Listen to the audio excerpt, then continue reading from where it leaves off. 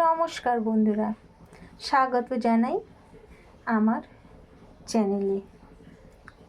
আজ আমি আবার একটা ভিডিও নিয়ে চলে এসেছি, সেটা হলো গুগলি তরকারি। কম বেশি সবাই এই গুগলি খেয়ে থাকেন, আবার কিছু মানুষ খায় না।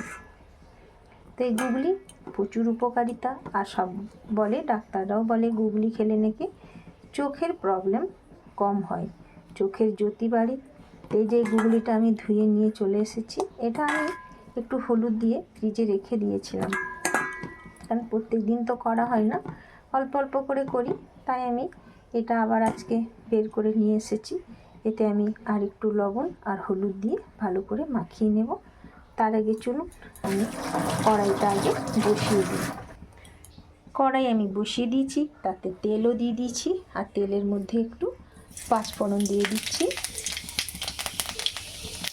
নুনটা আমি দিয়ে দিয়েছি। এবার আমি একটু হলুদ দিয়ে এটা মাখিয়ে নেব। আমার তেলটা পুরো গরম হয়ে এবার পুড়ে যাচ্ছে, তাই আমি তাড়াতাড়ি করে একটু কড়াইয়ের মধ্যে গুগলিটা ছেড়ে দিই। এই গুগলিটা আমি লাল করে ভেজে তুলে নেব। লাল করে নিয়ে একদম ফুটফুটে করে যে ভাজাটা বলে সেটা ভেজে তুলে নেব। এই দেখুন বন্ধুরা, আমার গুগলিটা ভাজা হয়ে গেছে একবারে লাল করে। আর যেটা আমরা সাধারণ ভাষায় যেটা মানুষ বলে থাকে সেটা হচ্ছে ফুটফুটে করে গুগলি ভাজা। এটা হচ্ছে সেই ফুটফুটে গুগলি ভাজাটা। এবার আমি এটা তুলে রেখে নেব। আমি আরেকটু কড়াইয়ে তেল দিয়ে দিয়েছি। এবার আমি এই শুকনো লঙ্কার একটা তেজপাতা দিয়ে দেবো। পাঁচফোড়নটা আমি আগেই গুগলির সাথে দিয়ে দিয়েছি, তাই আর পাঁচফোড়ন দিলাম না। তেল আমার গরম হয়ে গেছে। এবার আমি এর মধ্যে একটু কুচনো রসুন, এই যে এখানে পেঁয়াজ, রসুন আর লঙ্কা কুচিয়ে রেখেছি, এগুলো আমি তেলের মধ্যে দিয়ে দেবো। গুগলিতে মেন হচ্ছে পেঁয়াজ আর বেগুন, এই দুটো যদি না দেওয়া হয় তাহলে গুগলিটা অসম্পূর্ণ থেকে যাবে। পেঁয়াজ তো দিতেই হবে, তার সাথে সামান্য একটু রসুন কুচনো দিলে গুগলির যে আস্তে গন্ধটা সেটা অনেকটা চলে যায়, ভাজার পর অনেকটাই এমনি চলে যায়। তাই রসুন দিলে আরেকটু ফ্লেভারটা আরও বেশি ভালো লাগে, তাই আমি একটু রসুন কুচনো দিয়ে দিলাম। আর এই যে আমার এখানে আলু আর বেগুন কাটা আছে। পেঁয়াজটা ভাজা হলে আমি আলু বেগুনটা এর মধ্যে দিয়ে ভেজে নেব। গুগলির তরকারি আজ আমি করবো। তো তরকারি করি বা পোস্ত করি, গুগলিতে সাধারণত আলু খুব একটা যায় না, মানে দেওয়ার দরকার পড়ে না। ওটা একটু পেঁয়াজটা বেশি করে লাগে, তাই আমি এখানে দুটো বড় বড় পেঁয়াজ কুচিয়ে নিয়েছি। পেঁয়াজটাই বেশি লাগে, আর একটুখানি বেগুন লাগে। হয় ছোট হলে, সরু হলে একটা বেগুন দিন, নাহলে হাফ দিলেও হবে, যাতে গুগলিটা ওর মধ্যে একটু মাঠা মাঠা তৈরি হয়।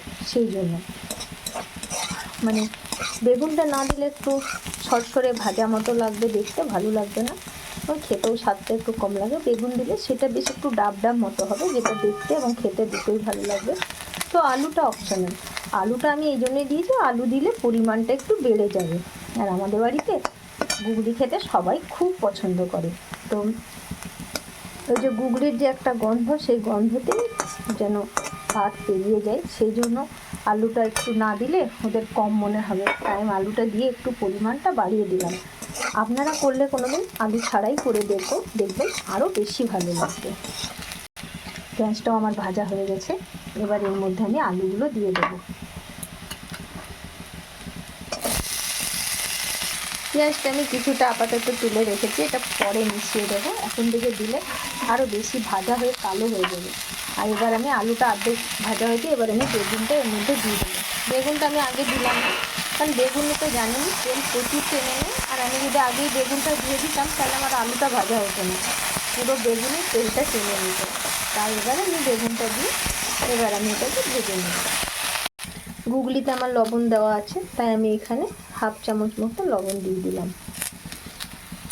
হলুদ, এটাও আমি একটু কম করেই দেবো, কারণ গুগলির মধ্যে আমার হলুদ মাখানো ছিল। বেশি হলুদ দিলে আবার হলুদটা তেতো লাগবে, তাই একটু কম করেই দিলাম। আমি এবার একটু এখানে পেঁয়াজ রসুনের পেস্ট আছে, ওইটা অল্প একটু দিয়ে দিচ্ছি।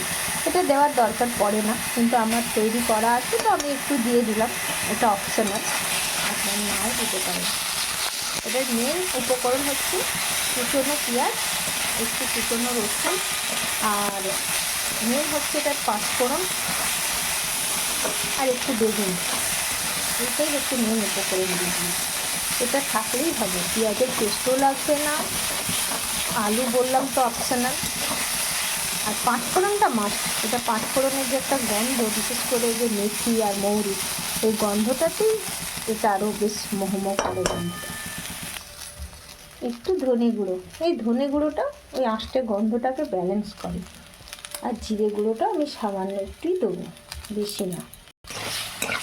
মশলাটা আমি একটু কষিয়ে নিই, মশলা আমি কষিয়ে নিয়েছি। এবার আমি গুগলিগুলো দিয়ে এর মধ্যে ভালো করে কষিয়ে নেব। পেঁয়াজ ভাজাটা উপর থেকে একটু ছড়িয়ে দিচ্ছি এখন আমি, তারপর বাকি পেঁয়াজ ভাজাটা আমি এই যে একটুখানি রাখলাম, এটা আমি নামাবার আগে দেবো। এই পেঁয়াজ ভাজাটার গন্ধটা নামাবার আগে দিলে সেই গন্ধটা আরও বেশি সুন্দর লাগবে আর বেশি সুস্বাদু হবে। এই রান্নাগুলো আমি আমার মায়ের থেকে শিখেছি। মোটামুটি সব রান্না ঘরোয়া যে রান্নাগুলো, সেগুলো আমার মায়ের থেকেই শেখা, আমার মা ঠাকুমা এদের থেকেই দেখে শেখা। আজ আমাদের ঠাকুমা আমাদের মাঝে নেই, আমরা ঠাকুমাকে খুব মিস করি, কারণ অন্যের ঠাকুমা আর আমাদের ঠাকুমার মধ্যে অনেক অন্তর ছিল। সবার ঠাকুমা কেমন হয় জানি না, তবে আমার ঠাকুমা ভীষণই ভালো ছিল, আমাদের কাছে ইমপ্রেশন। তো তাই ঠাকুমার কিছু রান্নার মাধ্যমে আমরা তাকে স্মৃতি হিসেবে মনে করে রাখি, মানে স্মৃতিচারণ করে নিই। তো একদিন আমি অবশ্যই ঠাকুমার গল্প আপনাদেরকে শোনাবো। এটা আমার ভাজাও হয়ে গেল, কষাও হয়ে গেল। এবার আমি সামান্য একটু জল দিয়ে দেবো, আমি জল দিয়ে দিয়েছি। এবার এটা আমি একটু ঢাকা দিয়ে সেদ্ধ করে নেব। ব্যালেন্সের জন্য আমি কয়েক দানা চিনি দিয়ে দেবো, একটু গোলমরিচের গুঁড়ো দিয়ে দিই। ঝালের জন্য আমি লঙ্কা আলাদা করে দিইনি, আর গুঁড়ো লঙ্কাও দেবো না। তো কাঁচা লঙ্কা যেটুকু ওই মশলায় ছিল ওইটুকুনি, তাই আমি একটু ঝালও হবে আর ফ্লেভারটাও ভালো আসবে, তাই একটু গোলমরিচের গুঁড়ো দিয়ে দিলাম। রান্নাটা আমার কমপ্লিট হয়ে গেছে। আর এই যে বলেছিলাম মানে মাথা বা ডাব সেটাও হয়ে গেছে। এবার আমি এই ভেজে রাখা পেঁয়াজগুলো উপর থেকে দিয়ে দেবো, যেটা গন্ধটা খুব ভালো আসবে, তাই আমি এই পেঁয়াজ ভাজাগুলো এর মধ্যে অ্যাড করে দিলাম। এবার আমি গ্যাসের ফ্লেমটা কমিয়ে দিলাম, শুধু জাস্ট এটা আমি এটার সাথে পেঁয়াজগুলোর সাথে একটু ভালো করে মিশিয়ে নেব, আর আমি গ্যাস অফ করে দেবো। এই দেখুন হয়ে গেছে, আমি গ্যাসটা অফ করে দিচ্ছি। আমার হয়ে গেল ঘুগনি তরকারি বেগুন দিয়ে কমপ্লিট। এইটা হলো, একদিন আমি গুগলি পোস্তর ভিডিও করেছি, সেটা আমার আগে ভিডিওতে দেওয়া আছে, আপনারা চাইলে দেখে নিতে পারেন আমার চ্যানেলে গিয়ে। সর্ষে পোস্ত সঙ্গে অনু আমার চ্যানেলের নাম। তো যাই হোক, আজকে আমার এই রান্নাটা আমার কমপ্লিট, এবং দেখুন যেমন আমি বলেছিলাম ঠিক তেমনই হয়েছে, দারুণ গন্ধ বেরোচ্ছে। তো আপনাদের কেমন লাগলো বলুন এই গুগলির তরকারিটা। যদি আপনাদের ভালো লেগে থাকে অবশ্যই লাইক কমেন্ট আর শেয়ার করতে ভুলবেন না, আর বাড়িতে একবার তৈরি করে খাবেন আর আমায় জানাবেন, আর আমার চ্যানেলটাকে সাবস্ক্রাইব করে দেবেন। ধন্যবাদ।